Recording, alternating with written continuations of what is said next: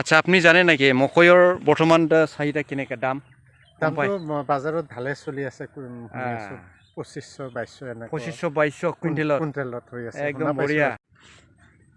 नमस्कार खुलुमबाय, welcome back to my YouTube channel मेरे प्यारे दर्शकों। एक्चुअली आज मैं आप लोगों को दिखाने के लिए जहां हमारा एग्रीकल्चर डिपार्टमेंटल सप्लाई मई सीड HQP-M1 ये हाइब्रिड वेराइटी उसको जो है डेमोन्स्ट्रेशन किया गया है, उसको दिखाने के लिए मैं एक वीडियो बना रहा हूँ। आप लोग दिखे जाइए अंत तक। जो डेवलपमेंट है वो अच्छा है, बहुत मतलब वो मेहनत किया है वो। ये इन भाई से मैं बातचीत करते हैं वो कैसे किया है। जो भी हो, ये हमारा डिपार्टमेंटल का सप्लाई का जो भी ये मैस है, कोई लोग बोलता है ये अच्छा नहीं है, लेकिन ये साबित हुआ पूरा फील्ड विजिट के साथ साथ, फील्ड सर्वे के साथ साथ, वेट टू प्रूफ ये कोई फेक नहीं है। वो HQP-M1 जो भी हमारे एग्रीकल्चर डिपार्टमेंटल सप्लाई जो भी सीड्स है वो बहुत अच्छा है। जो भी हो, आप लोग देखे जाए वीडियो अंत तक। अगर अच्छा लगे तो लाइक कमेंट शेयर ना भूले।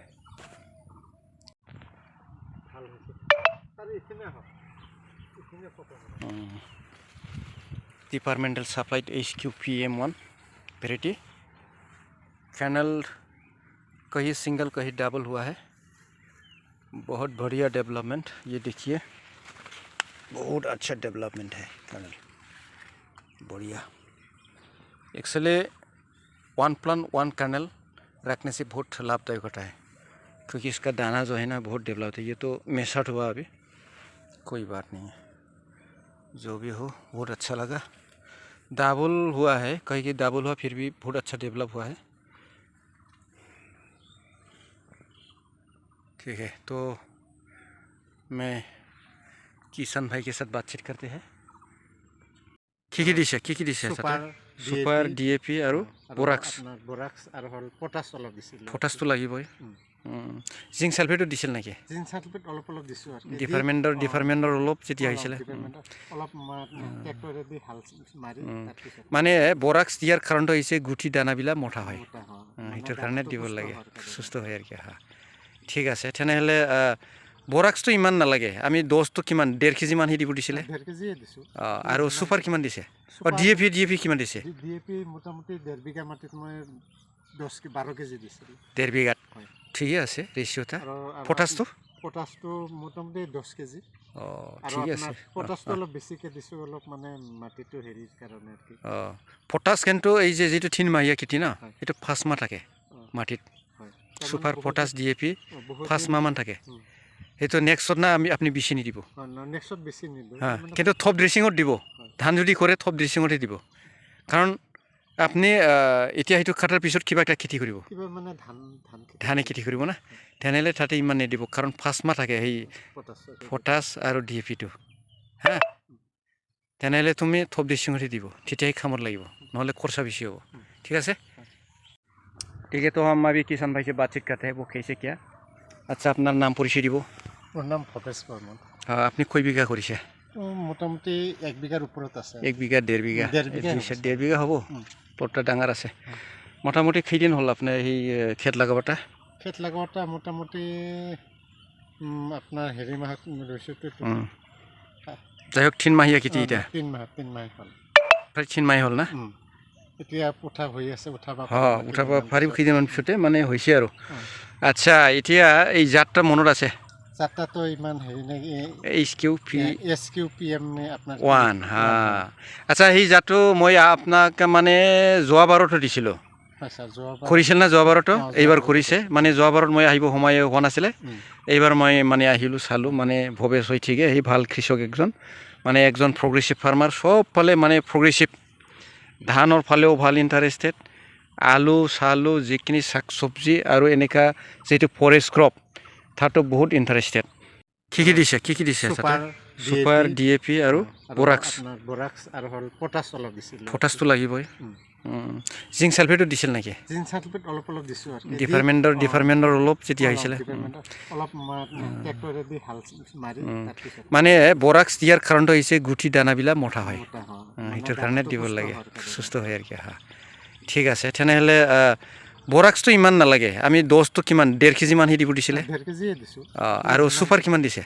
DAP কিমান দিছে? DAP মোটামুটি 1.5 বিঘা মাটিত মই 12 কেজি দিছিলোঁ 1.5 বিঘাত হয় ঠিকে আছে ৰেচিঅ'টা আৰু পটাছটো পটাছটো মোটামুটি 10 কেজি অঁ আৰু ঠিক আছে আপোনাৰ পটাছটো অলপ বেছিকৈ দিছোঁ অলপ মানে মাটিটো হেৰিৰ কাৰণে আৰু কি অঁ পটাছ কিন্তু এই যে যিটো 3 মাহীয়া খেতি ন হয় সেইটো 5 মাহ থাকে মাটিত হয় ছুপাৰ পটাছ DAP বহুত 5 মাহমান থাকে সেইটো নেক্সটত না আপুনি বেছি নিদিব নেক্সট বেছি নিদিওঁ হা কিন্তু থপ ড্ৰেছিঙত দিব ধান যদি কৰে থপ ড্ৰেছিঙতে দিব কাৰণ আপুনি এতিয়া সেইটো কাটাৰ পিছত কিবা এটা খেতি কৰিব কিবা মানে ধানে খেতি কৰিব না তেনেহ'লে তাতে ইমান নিদিব কাৰণ 5 মাহ থাকে সেই পটাছ আৰু DAPটো হা তেনেহ'লে তুমি থপ ড্ৰেছিঙতে দিব তেতিয়াই কামত লাগিব নহ'লে খৰচা বেছি হ'ব ঠিক আছে আচ্ছা আপুনি জানে নেকি মকৈৰ বৰ্তমান চাহিদা কেনেকৈ দাম দামটো বজাৰত ভালে চলি আছে 2500-2200 এনেকুৱা 2500-2200 কুইণ্টেলত হৈ আছে একদম বঢ়িয়া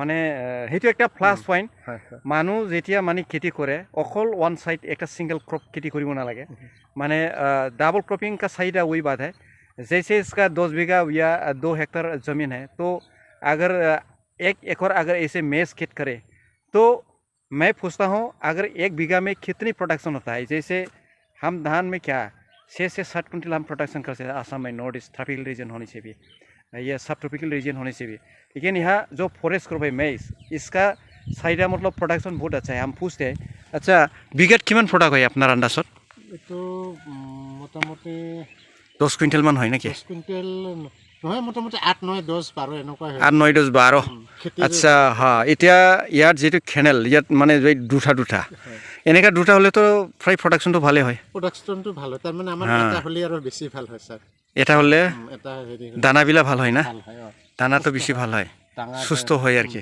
কিন্তু ইয়াত মই যেটো দেখিছো দানাটা ইয়াতটো মানে দেখা না যাব প্ৰায় মেছাৰ হৈছে এটো সিলালেহে গম পাব কিন্তু বস্তুটো ফলটা ডাঙৰ মানে তাৰ দানাও ডাঙৰ হ'ব দানাটো ডাঙৰ হ'ব পাৰে এতিয়া চোৱা নাই না দানাটো ভাল হৈছে ভাল হৈছে দুটা বেজৰি আপোনাৰ হেৰি দুটা আছে ঠিক আছে আচ্ছা এতিয়া এটা নিয়ম আছে মকৈ যেতিয়া খাটিব খাটাৰ আগত যেটো মানে থুলিব আৰু হাৰভেস্ট কৰিব हार्वेस्ट करने के पहले एक नियम पालन करो अभी पूरा मिश्र नहीं हुआ ना मिश्र हो रहा है पक भी रहा है तो ये आग वाले को काटना कोई दिन के बाद काटना है अभी इसको काट सकते हैं कोई दिक्कत नहीं है और काट के इसको पशु जीव जैसे गाय होता है छागल होता है और हमारा ट्राइबल लोग क्या है पालता है गाहरी पालता है उसको देना है ये ऐसा चीज़ है फॉरेस्ट क्रॉप सिर्फ हम नहीं खाते मतलब इसका दाना जो है सिर्फ ये दाना नहीं